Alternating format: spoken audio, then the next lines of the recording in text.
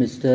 Deputy Speaker, sir, I think the House will permit me to begin my speech with a certain personal note.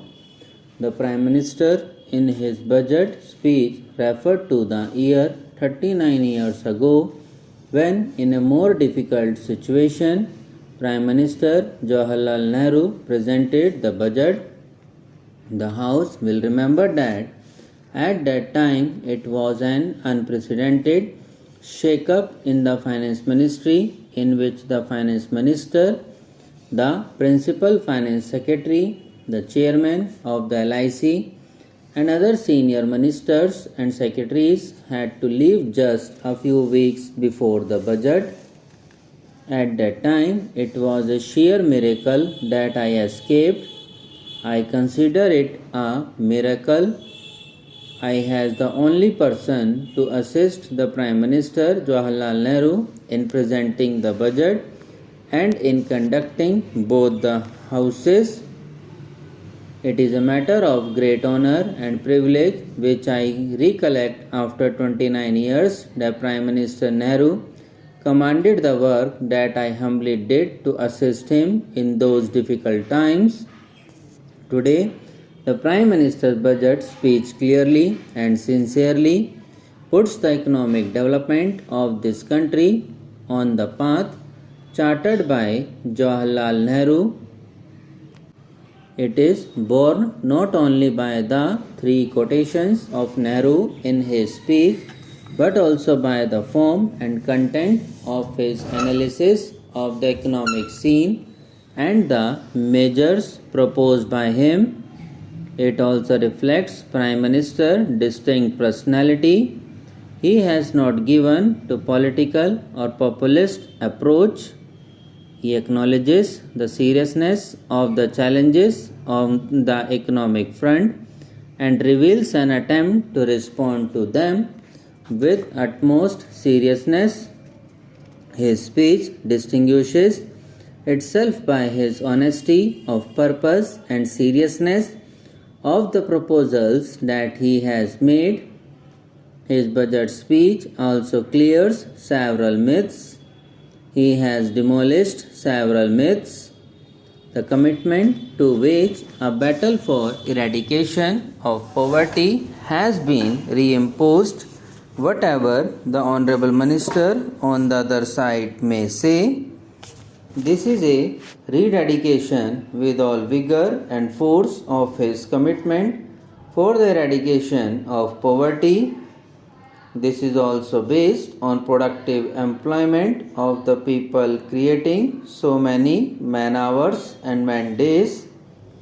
It is on the basis of productive employment and not on the distribution of charity syndrome. All these proposals are linked to productivity, employment and growth because there is an inescapable link between growth, employment and productivity. Therefore, the battle for eradication of poverty has been placed in the overall framework of accelerating growth. Because the basis of the Congress ethos and its economic and social policy has been independent national economy. A country like India, if it has to follow an independent policy of non-alignment, it cannot follow that policy unless it builds up a national economy. It should be an independent national economy based on social justice, commitment to socialism, democracy and secularism which Jawaharlal Nehru put forward and behind which in Parliament and in the country there was a national consensus. Our consensus, Prime Minister, when he talks of the unity and independence of the country, threats from outside and the economic imperialism that is threatening the development of independent economy. The emphasis you will find is on public sector, building up the rural sector, growth and social distribution, and on that basis building on economy based on self-reliance and not dependent on foreign capital assistance. The fact is that India is a shining example in the present day world when you have an adverse international economic environment. When economic assistance is going down, the multilateral assistance is cut down, the IDA aid is cut down, and policies are framed all round so that our export trade development and our export promotion is faced with greater difficulty. Even then, because of the economic policies laid down by Jawaharlal Nehru and successively followed by Indira Ji and reinforced through this budget by the present Prime Minister, it shows that this is the only way and this is the only model in which India should develop if it wants to maintain its dignity and emerge as a prosperous and strong country. So this myth is demolished that this budget is anti-poor or anti-growth or this budget is anti-social justice. Actually, it aims to achieve all these objectives. He has also demolished the myth that this government or the government's economic policy is not for the poor but is more concerned about the upper middle class.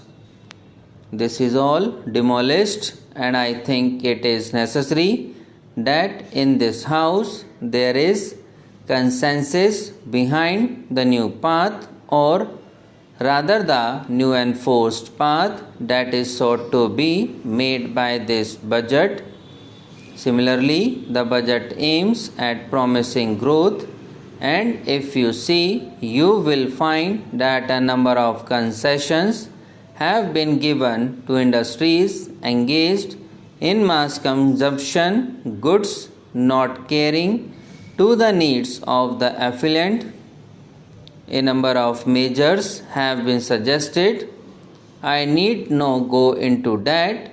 It particularly tries to promote indigenous capital goods industry, which is the basis of self-reliance and which is the basis of promoting growth in the future development of our country.